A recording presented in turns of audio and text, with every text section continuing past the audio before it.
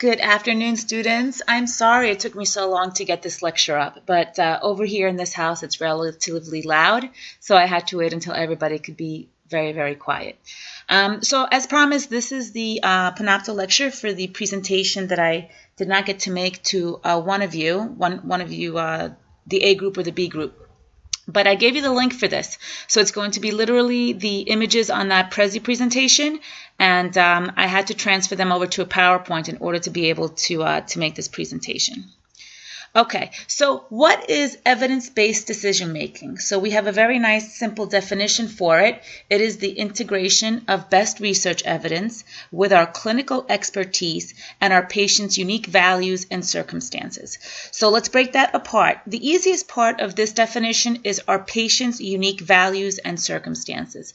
That means that patients have the right to make the decision at the end of the day. And some patients will want you to use certain treatments, while other patients will not want to use that. And it is absolutely positively their choice at the end of the day with what they want to proceed with care. Our clinical expertise refers to how much experience we have. And like I said I've said in class many times, the more experience you have, the better decisions that you can make. And you can absolutely make decisions based on your experience. And this is when, you have professional people making decisions, different decisions based on the same exact evidence. And we can argue about who's right and who's wrong, but certainly sometimes clinicians, practitioners decide to do one thing one way and it works, and they may decide to do the same thing the next time and it may not work. And we have no promises about whether or not things will work, the things that we'll do. So clinical expertise in my book is a very, very big part of this decision-making process. And then the final part, which is the focus of this presentation, is the research evidence, the integration of the best research evidence, because we are very heavily scientifically based, and in fact, we should be using all the scientific evidence that we have in order to make decisions. And how will we make decisions? How will we get this research, this scientific information that we have? So we're going to really, for the most part, use online scientific databases. And some of the big ones, and like I told you in class, all of you had this part of the lecture at least, there are just an infinite number, I feel, of scientific databases that we can tap into. I'm going to show you the big ones, and you'll start off with that, but certainly any database that you can tap into, as long as it's from a good source, you can use that database as well. So we have PubMed, Medline, which is... I'll show you in a minute how to get into the database at Hostos, and these are listed in alphabetical order. So the PubMed you will find under P, the JSTOR you'll find under J, Science Direct you'll find under S, etc., etc. So these slides got a little bit screwed up. So how is it done? So how is evidence-based decision-making done? It's done by doing online searching, which is what I'm going to go over right now, books and textbooks that we have. But the problem with using books and textbooks is that the information in those textbooks obviously becomes outdated at a certain point. You can still reference your books and textbooks, but you can't necessarily just go by what those textbooks say after a certain amount of time. And we're also going to go over the research design. This little pyramid that you see here is a very, very important part of the decision-making process for us. So we're going to talk about what's at the very top of that pyramid. And in the reading that I gave you, they were very good about saying that as we get to the top of the pyramid, the evidence becomes much more valuable, much more important, much more reliable, and it also becomes much more less frequent.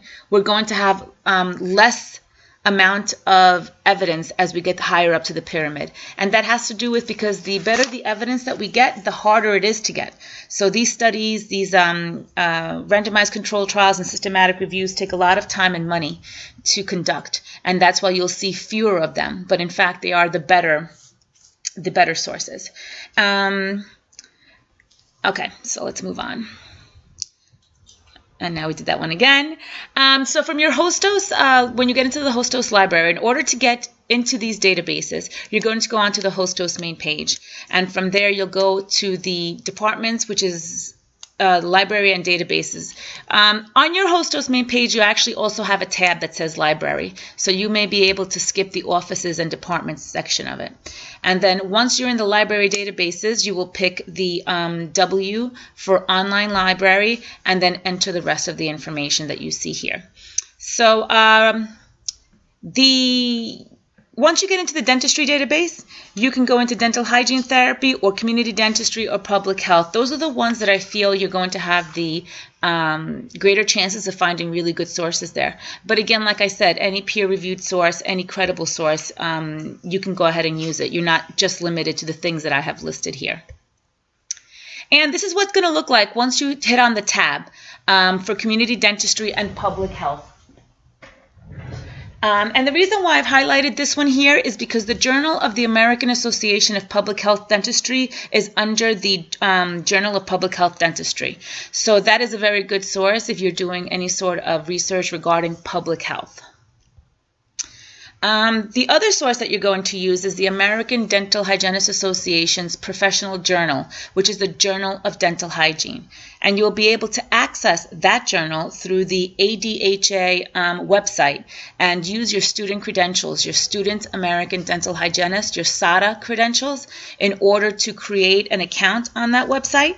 And once you do, you'll just go into the member resources, you'll hit the tab for communications and publications, and then that will take you into the Journal of Dental Hygiene. And once you're in the Journal of Dental Hygiene, you are just going to search for whatever search terms you have.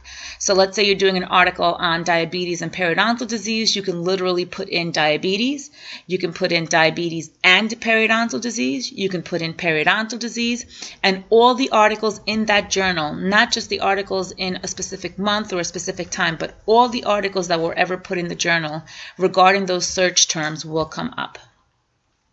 So that pyramid that I showed you before, at the very, very top of that pyramid are systematic reviews and meta-analysis. And this is the very, very top of the hierarchy, even above randomized control trials. And the reason for that is because these reviews take a whole bunch of studies and combine them together.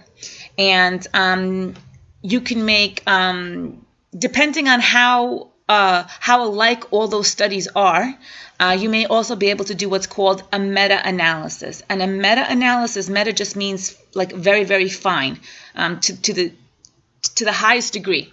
Okay, and if you have a whole bunch of studies and the studies are similar, then you can make a statement based on those studies and say, okay, we know for a fact, considering that we have all this evidence, that X plus Y equals Z, or whatever it is, a statement it is that you want to make.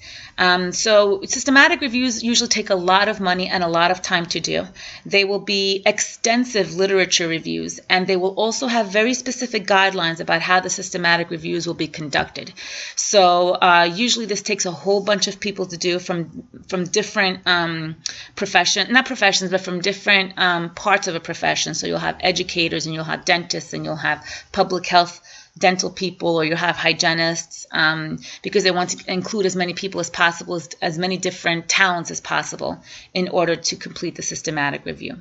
And the meta-analysis means that you have a whole bunch of studies that are similar enough that you can go ahead and make a statement based on those findings.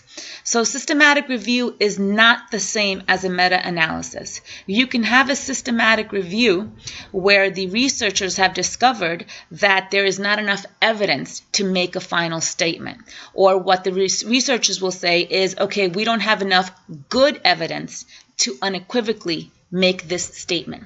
When you have a meta-analysis, it means the researchers have decided that there is enough criteria and there is enough evidence and enough really good evidence to go ahead and make the statement. So meta-analysis you can think of as a tippity top, but obviously you cannot have a meta-analysis until you have done a systematic review. Okay? The Cochrane collaboration is the best place to search for systematic reviews. As you're going along doing your research, whatever the research is, if you come across a systematic review, and even better, a systematic review that has a meta-analysis, then you're dealing with some very good, strong evidence that you can go ahead and use for your research project. The Cochrane Library, Cochrane Collection, and the Cochrane Collaboration is also called the Cochrane Collection, and it can also be referred to as the Cochrane Library. You can go ahead and click on the Cochrane Library using this link, or just literally Google Cochrane Library, and you will be able to access the abstracts, but you will not be able to access the entire review. I have access to the entire review. So if during your research you come across a Cochrane Collaboration, a report from them that you want to use, then you will just email me and I will get it for you, because I can get it through another source that I have available to me that you do not have available to you. So please, if you have any questions about this Cochrane Collaboration, find me in class or send me an email. And I really do hope that you are able to find a source that's good for your research, because it's very credible and very strong source. Clinical practice guidelines are pretty much almost like a systematic review. Clinical practice guidelines are made by specific organizations, and what they're saying is that we as an organization of dentists, or an organization of hygienists, or an organization of oral health care professionals, or you could even go interprofessional and say we as an organization of dentists and doctors are putting forth this clinical practice guideline, which is a good guide for practitioners to know how to proceed with a specific thing. This one that I have, it cut off the top, the title for it, but this was the clinical practice guidelines for adjunctive aids, adjunctive antimicrobial aids, like Arestin or Atrodox or stuff like that. You'll learn more about this next semester. But this was put out by the American Dental Association to guide us in making decisions about whether or not we should use adjunctive aids to prevent periodontal disease, or to help us prevent periodontal disease, or however way you may look at it. A really great source for clinical practice guidelines for dental, for oral health professionals is the one from the American Dental Association, and they call it Evidence-Based Dentistry, and there is the link for it right there. The links in this Panopto lecture are not live, but the links in the Prezi presentation are live. So if you click on them, you'll go directly to that website. And I do not believe that their clinical practice guidelines are available only to their members. I believe you will be able to access these guidelines just by clicking on the links on that website. If that is not the case, and if you see any clinical practice guidelines from the American Dental Association, I certainly will be able to get them for you. Okay, the next one up, the next one down the pyramid. So at the very top of the pyramid, the most reliable information that you're going to rely on is that systematic reviews and meta-analysis. And directly below it, we have randomized control trials. And randomized control trials, if you look at where I have this little pink arrow, it says that it provides the strongest evidence for cause and effect. And what this means is that if you want to see if a certain product or a certain intervention, an intervention means what you're going to do.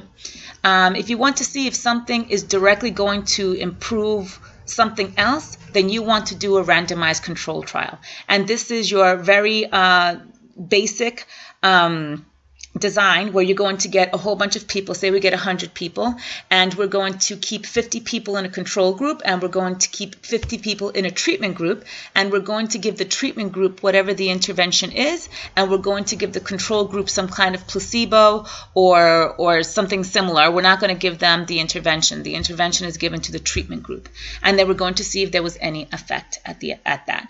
So please know for sure, this is the kind of study that you want to do to provide the strongest evidence for cause and effect. When we do these studies, sometimes the experimenters, the researchers, will know who in the group is getting the intervention.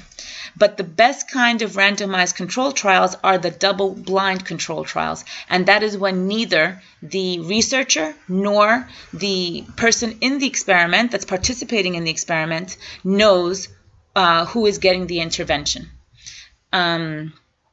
And this is a very important. Randomized control trials are the prime way of testing to see if something actually is the cause of something else. They're expensive. They take a lot of time to do.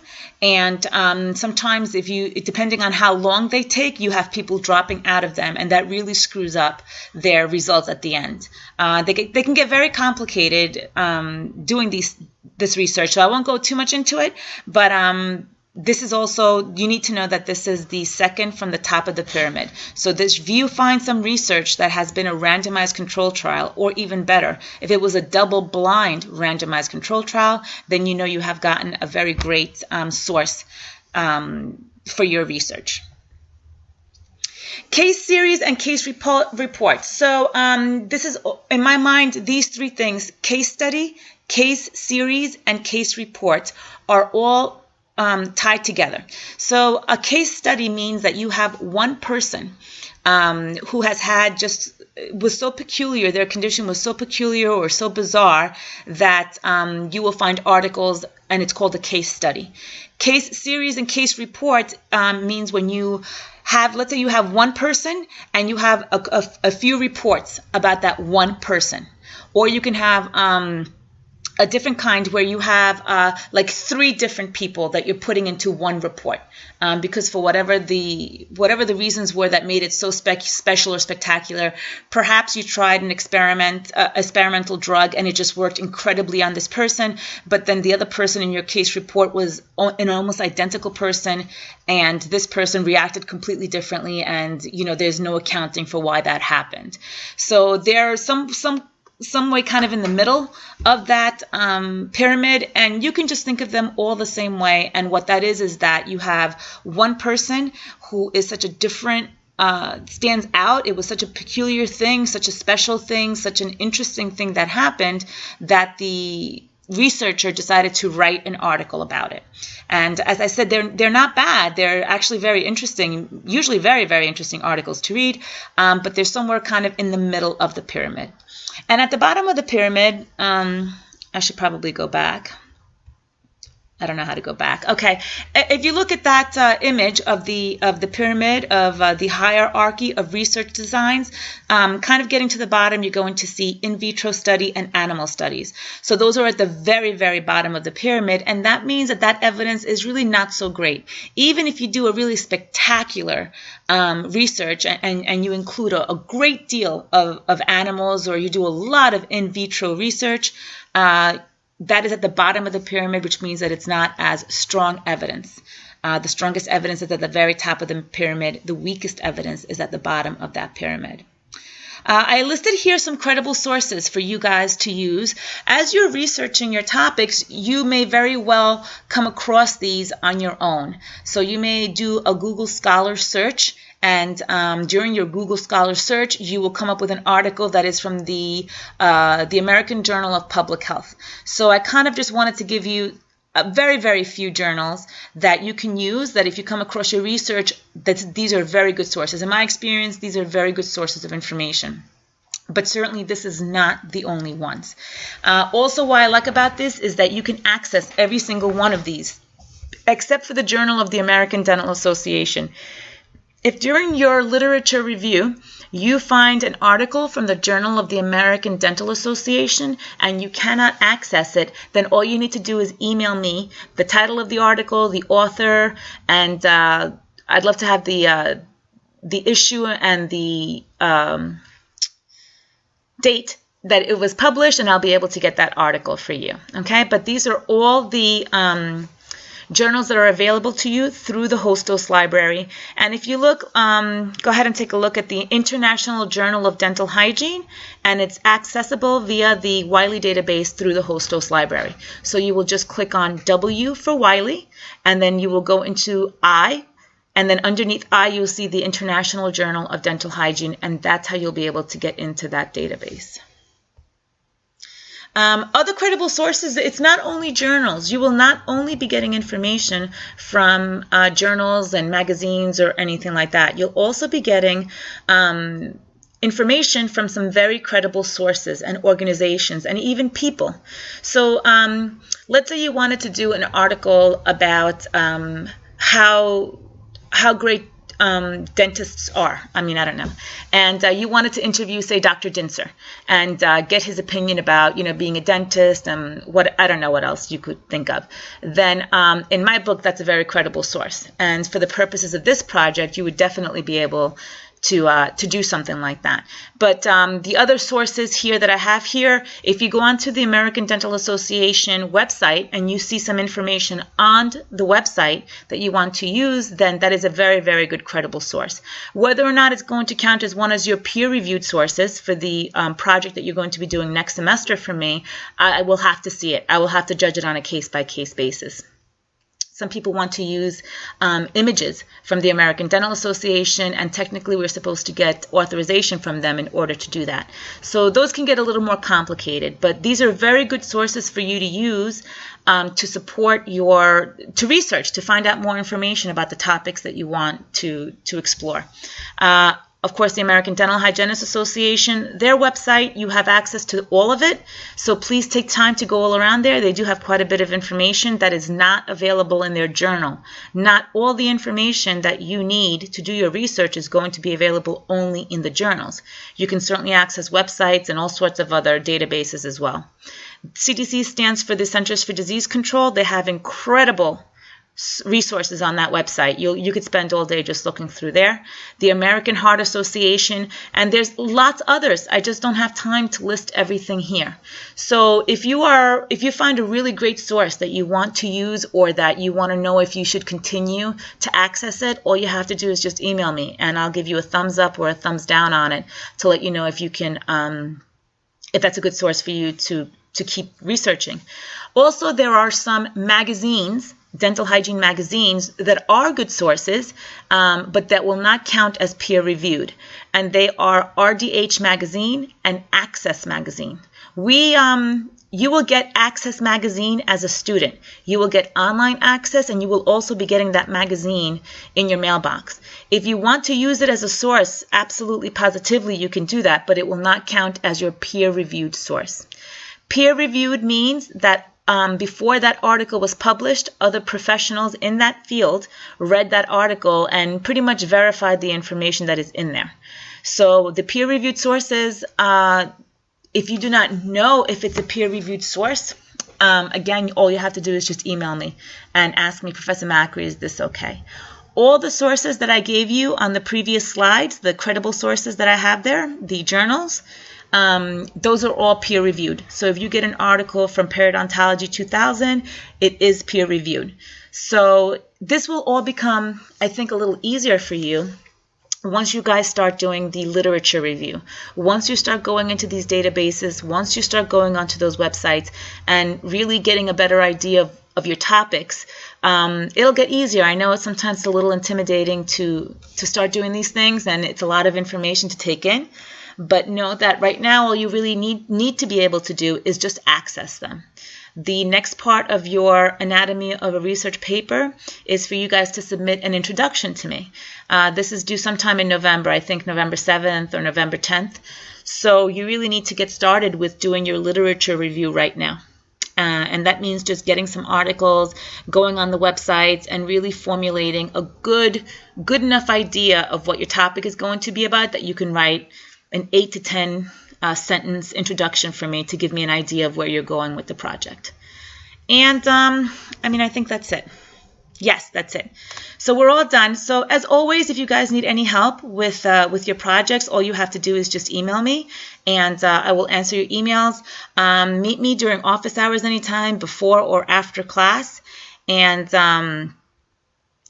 good luck with your research. It's an enjoyable thing. Once you really get into the groove of it, I think that you will enjoy it. And I'll see you soon.